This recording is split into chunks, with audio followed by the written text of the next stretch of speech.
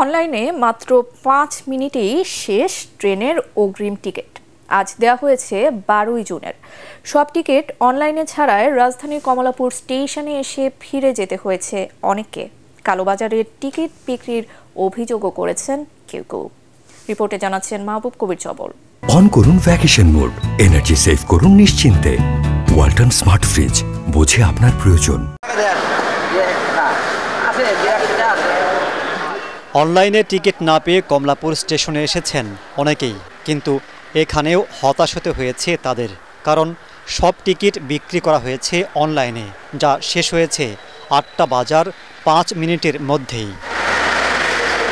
যাদের অনলাইনে টিকিট কাটার সুযোগ নেই তারা পড়েছেন বিপাকে। বেশি টাকা দিলে টিকিট পাওয়ার অভিযোগও করেছেন কেউ কেউ। আমরা তো আর এত শিক্ষিত না, মুখরা মানুষ আইসি দান কাটে, আমরা অনলাইনে কেমনে কাটবো, মোবাইলে নেই সাথে। অনলাইনে আসলে না পাওয়ার কারণে এই জায়গায় আসছে। অনলাইনে সকাল 8টার সময় ঢুকে দেখি কোনো টিকিট নেই। এখন আপনি পাবেন না যে তা না, আপনি যান দেখেন, আপনি 500 টাকা ধরাই দেন, আপনার একটা টিকিট দিয়ে দিবে, কিন্তু এর সামর্থ্য তো সবার নাই। হ্যাঁ, ব্ল্যাকে পাওয়া যায়। আপনি পেয়েছেন কখনো? আমি এর আগেবার পেয়েছিলাম। কীভাবে দেয় তারা বিভিন্ন পোস্টের মাধ্যমে ছাড়ে। সকাল 8টা থেকে দেয়া হয় পশ্চিমাঞ্চলের টিকিট, আর দুপুর 2টা থেকে পূর্বাঞ্চলের। রেল কর্তৃপক্ষ বলছে ঈদ উপলক্ষে প্রতিদিন 33,500 টিকিট অনলাইনে বিক্রি করা হচ্ছে, তবে ব্ল্যাক মার্কেটে বিক্রির সুযোগ নেই বলে দাবি তাদের। এটা কেন অন্যায়, বেশি বিক্রি করা অন্যায়। আপনি জানেন যে সেক্ষেত্রে ওই লোক ট্রেনে ভ্রমণ করতে পারবে না। তো যখন যেই কিনলো সে তো, কারণ আমাদের এখানে চেকিংয়ে যদি দেখা যায় যে সে তার নিজের যে টিকিট কাটেননি, তো সেক্ষেত্রে উনি ভ্রমণ করতে পারবেন না। আর ট্রেনে ধরা পড়লে তো ভাড়া এবং জরিমানা আদায় করা হবে। রেয়াদ সুবিধা তুলে নেওয়ায় প্রতি 100 টাকায় ভাড়া বেড়েছে 20 টাকার মতো। বর্তমান সময়ে যা চাপে ফেলেছে সাধারণ মানুষকে।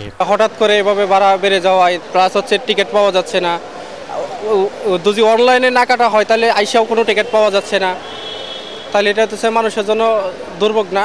দ্রব্যমূল্যের দাম বেশি, এই ক্ষেত্রে যেহেতু ট্রেনের ভাড়া বাড়িছে, যেহেতু চাপ তো একটু বাড়িছে। ঈদের সময় কমলাপুর স্টেশন থেকে প্রতিদিন ছাড়বে 108টি ট্রেন। ঈদের 5 দিনে ঢাকা ছাড়েন 1 কোটির বেশি মানুষ। এর মধ্যে ট্রেনের চাহিদা থাকে সবচেয়ে বেশি, কিন্তু রেল পরিবহন করতে পারে 7 থেকে 8 লাখ যাত্রীকে। এ অবস্থায় সক্ষমতা বাড়ানোর দাবি সাধারণ মানুষের। মাহবুব কবির চপল, এটিএন বাংলা, কমলাপুর স্টেশন, ঢাকা।